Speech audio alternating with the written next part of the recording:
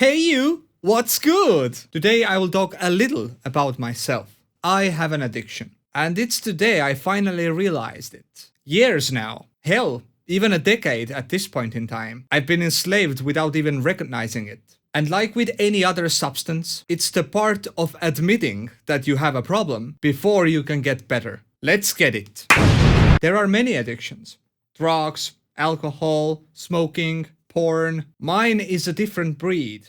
I am addicted to bottles. Tear bottles, to be exact. I can't get enough of them. Just today, an hour ago or so, I went outside to take out trash. And as I was squeezing my waste-filled pouch into the garbage bin, I noticed 2 paper bags filled with bottles right next to the bin. I looked around like a child who was about to stick a lollipop into his pocket without paying for it, and took both of these bags upstairs with me. As I was walking upstairs, I couldn't stop thinking, was I really the only guy in the world who takes out trash and comes back with more? Now to clarify, I don't collect these bottles. I exchange them for money. Each bottle is worth 10 cents. I can't stand people who can't provide luxuries for themselves when they are literally throwing money out. And to be honest with you guys, this wasn't my first, nor the last, trash can bottle collecting endeavor. I've done it before, and I will do it again in the future. Without seeing a therapist, I tried to find the root cause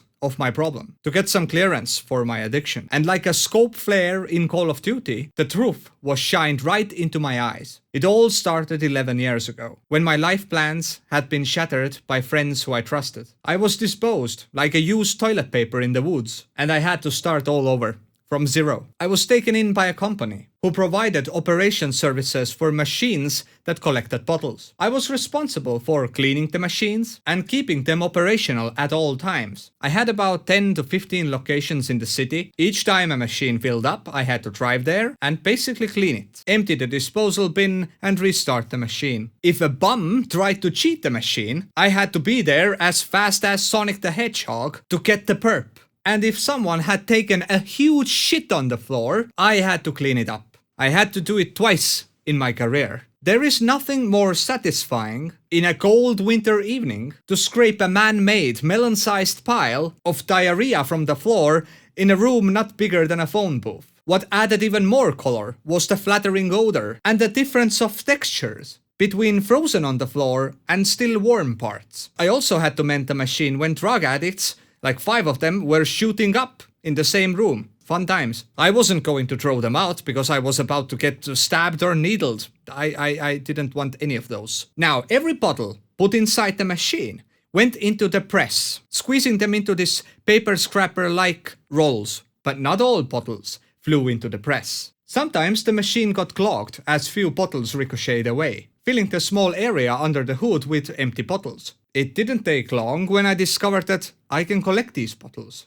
and stick them aside. My shift was about 11 hours, and by that time I got 1 or 2 300-liter bags filled with empty, unsquashed bottles. In a few months, it became more than a free lunch day. It became my mission to get as many bottles as I could in my shift. Each bag yielded about 10 euros, and I was getting solidly 2 or 3 bags a day. It was getting out of hand. I remember myself bringing those big, smelly bags home in the darkness of night to hand them in the competitor's machine the morning after. It was insane. Little did I know that soon there was a discrepancy, and I discovered that I wasn't the only one doing that. Then I decided immediately to stop. Now, was I young, stupid, and naive? Yes and no. I knew exactly what I was doing. But I was young and broke. 2 weeks later, a few of my co-workers were caught, as someone had been hired to see if workers are stealing. A knife's edge. I was stealing. I was at my rock bottom. I barely had money to cover my rent. I couldn't fix my broken car for months, basically handicapping my movements. I'd been devastated by trusting my friends. No excuse for my actions, of course. But I regret nothing.